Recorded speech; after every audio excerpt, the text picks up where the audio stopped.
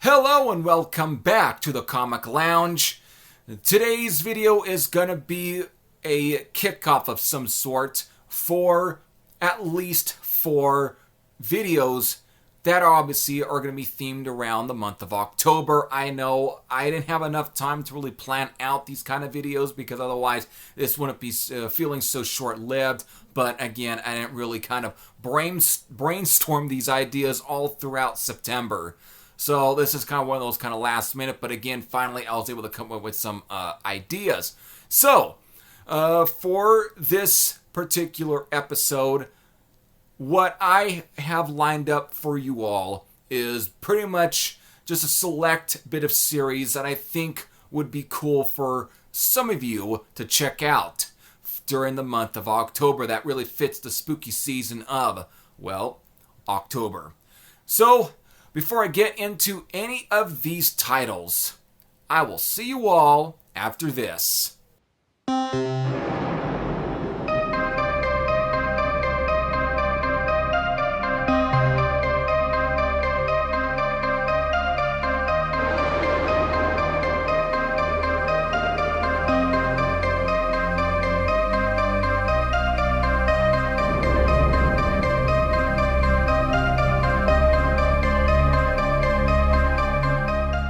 Now, what I have lined up again, as I've kind of stated at the very beginning of this, is that most of these are pretty much taken from my personal collection. So I'm not going to be showing you a whole bunch of pictures that I found online and trying to be all cool and everything. But like, oh, you got to check out this series, you got to check out this, whatever. I want to at least go through my collection because of at least through my collection is where I'm going to have a more knowledge because these are ones that I have read.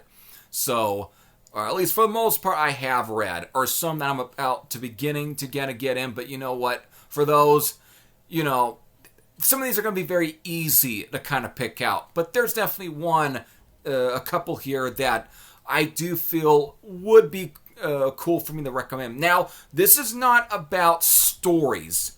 Like, I'm not going to get into, like, what are the best stories from these comics or whatever. I'm saving that for another episode, okay? I'm going to do an episode here sometime this week or whatever that hopefully comes out either by this week or maybe next week that will be focused entirely on stories than just, well, series in general. That's what this episode is based on. This is based off of cool series to kind of, at least for you to dive into for the month of October. And even though this is late, still, this gives you an idea what to look for whenever you're trying to build up at least some comic books to read, maybe around, hopefully, next year of October. So, without further ado, let's get into these. Again, this is more of a selective pick, but hopefully you at least dig some of these. So, the first one, since I kind of want to showcase some sword and sorcery, which, again, even though the genre is not technically horror, but you'll find a lot of horror elements in sword and sorcery. And I think there's one series I feel really kind of explored more of this idea, and this is a series I just recently picked up this year, and it's a Bronze Age era series, and it was a very short-lived series from the Bronze Age. But I'm talking about is Paul Levitt's short-lived Stalker series, which of course saw artwork from the late legendary Steve Ditko, with of course inking from EC Comics alumni Wally Wood. And yes, Wally Wood did work on some EC Comics titles, whether it be maybe Crime Suspense or Tales from the Crypt or whatever, you know.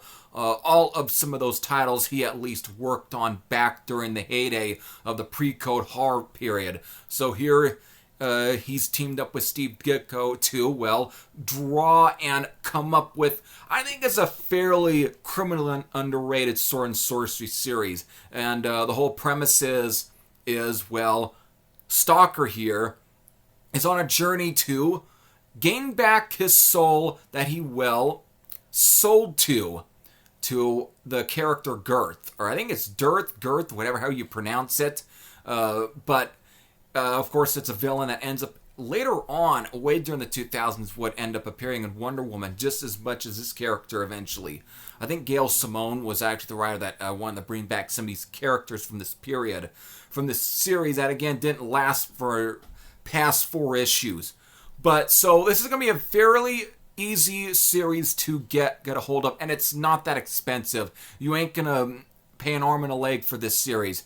You can at least get this for maybe at least, at times, under $10. I got this series for around $13, so, altogether. So, you can at least find this for fairly cheap. But it's a cool series, and there's a lot of horror elements in some of these. I love the atmosphere that it's in this series. It just really bleeds that October time period. So if you're looking for sword and sorcery stuff that's not like Conan the Barbarian or Red Sonja or May of the Warlord or whatever, any of the stuff that was you would think of, this is one to really kind of dig into, and you'll definitely find some horror elements and some of that, at least some spooky elements and so on. It's really cool, and I actually kicked off the month reading this entire series, and it's just crazy that this one lasted for 4 issues, even though I can understand. But you know what? It's got some charm to it. I wish this would have continued as a short story until like the end of Warlord or some of these series, just to kind of explore further, because it seemed like there wasn't a lot of resolve after the last issue. So there you go. There's a series that I think for you that I definitely recommend to really look into for some Bronze Age sword and sorcery that would be perfect to read around October time. Now here's a series I'm kind of beginning to kind of dip into, but after reading the first short story in New Teen Titans and this later issue, I'm definitely going to go back and find more from this series. But so far, I was able to find here issue number 9 of Night Force. This was a short-lived series that saw the return of the duo of Marv Wolfman and Gene Colan, who, of course, after their run on Marvel Comics, for that company that were doing Tomb of Dracula. So this saw the return of that team, and again, this was far more different than Tomb of Dracula. If anything, the way I just described after reading this particular issue a couple days ago or nights ago, whatever, is like Bronze Age horror on bath salts. This feels like something that you would see in an anthology horror movie or something, kind of like Creepshow, for example. Something that's very much inspired by maybe Lovecraftian horror and stuff like, again, the old EC horror stuff. It's really out there. It's crazy, but it mostly surrounds around Baron Winters, who pretty much hires people to go out and investigate and put them on tasks. And this particular story, I know I didn't want to try and do a lot of stories, but in order to sell you on this, it deals with a hitman who I think is down on his luck, and he was hired to go and investigate some sort of building or something, because this is like a 3-part story. This is the second part of it, so I've yet to really read the first part, but this second part sold me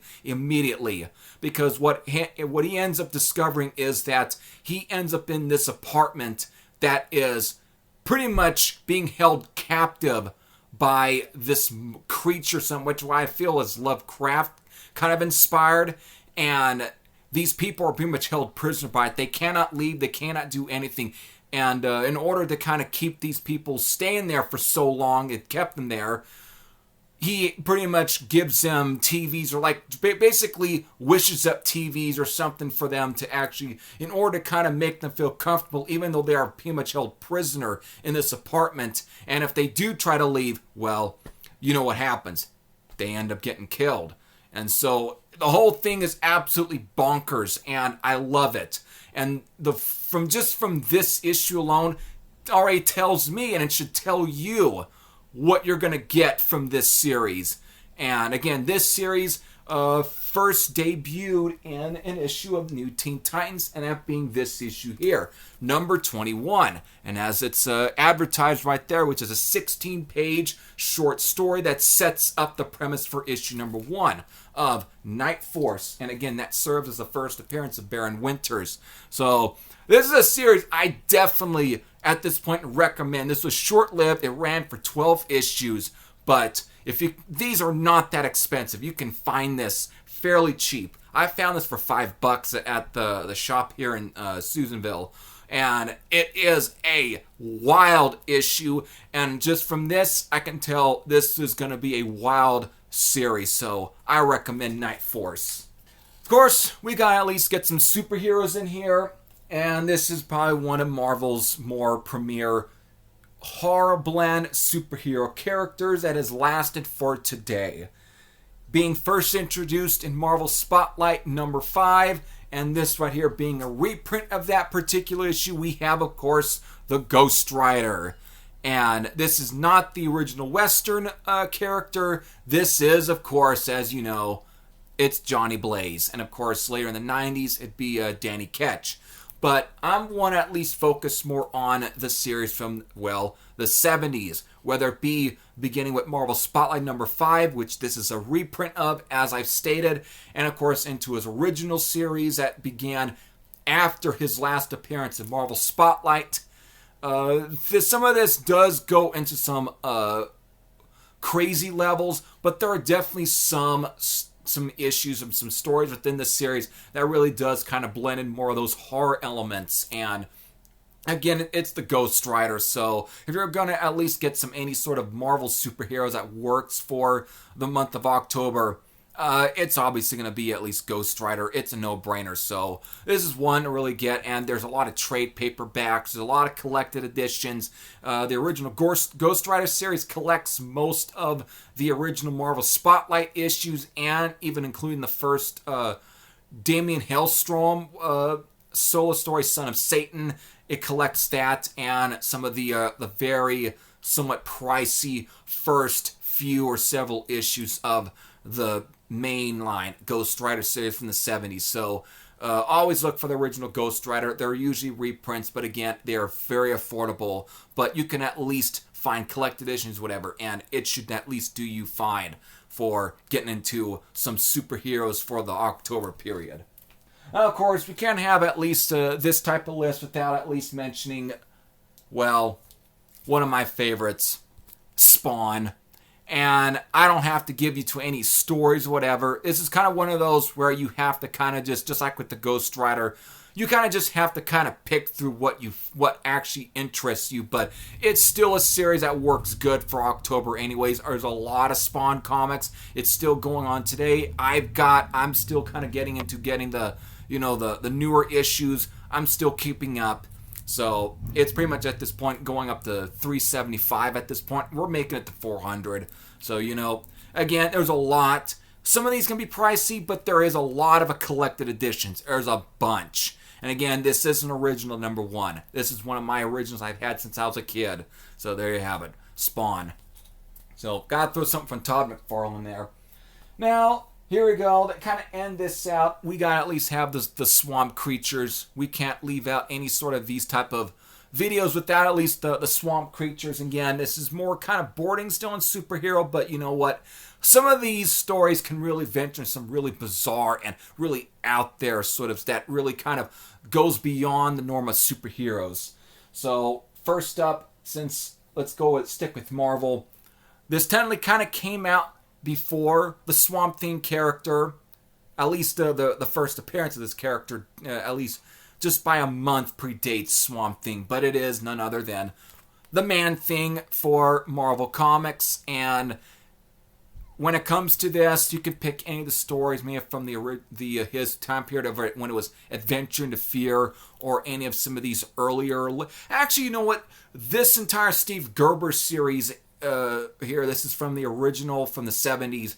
This is still a very interesting and does have some cool horror elements. Even if it gets crazy and there's definitely some social commentary in these, it still has that feel and is definitely one to check out. So don't snooze on any Man-Thing when you're reading. And of course, there is a few more series after this. There's the one from the 80s that goes even kind of ridiculous areas. And of course, you have the one from the 90s written by J.M. DeMatteis and with artwork from Liam Sharpen. That one goes into more atmospheric and is really different from this. And if you're looking for more atmosphere and more that's kind of ethereal in its tone, I would definitely recommend the 90s series from the late 90s that was like under Strange Tales. Check out that Man-Thing series. Even though it's not as close to the what you get of this characterization, it's still interesting and it's really far out there, but it's fascinating and I enjoyed it. But there you go. Anything from Man-Thing, at least check out for October period. It's a perfect character for that. And finally, here you have it for DC Comics, Swamp Thing. This, of course, is an issue of from the original series from the 70s. And definitely there seems to be some cool stories from there. There is collected editions of this, but really what I'm using this for is a way to recommend you at least anything from the 80s and onwards. So that includes, begin with Saga of Swamp Thing, and from there it'll be the better recommendation to give you for like the Alan Moore run for Swamp Thing, and of course now that it was announced, Rick Veitch's or Rick Veitch's, whatever how you pronounce his last name, his sort of Swamp Thing meets Jesus storyline that got canceled by DC. All those 4 stories are getting officially printed, so any of those are going to be ones that I would say would be great to read around October time, or any, because of the areas that Swamp Thing goes into, and storyline and so on in the 80s just becomes really out there, and still it is cool. So again, I can't leave out any Swamp Thing for at least to recommend you for reading. So pick out what you like when it comes to this. Just pick out what you like. There you have it. There you go. So there's pretty much all the series that I pretty much wanted to go through that I picked out that I think would be great to recommend you to read. So with that, if you have any thoughts in any of these series, if you have read some of these, just let me know what you thought in the comment section. And if there's some series that you want to recommend me, leave that too in the comment section below. So with that, if you want to keep up with this channel, I know I don't always do this every single day or every single week, but either way, always stick around because of, please just hit that subscribe button, because it ain't going to do me great. It's going to do you great, because you'll never miss out on newer content. So with that, I hope all of you enjoyed. This is, Thrash over at the Comic Lounge saying I'll be back with another October-themed video maybe this week. See you till then.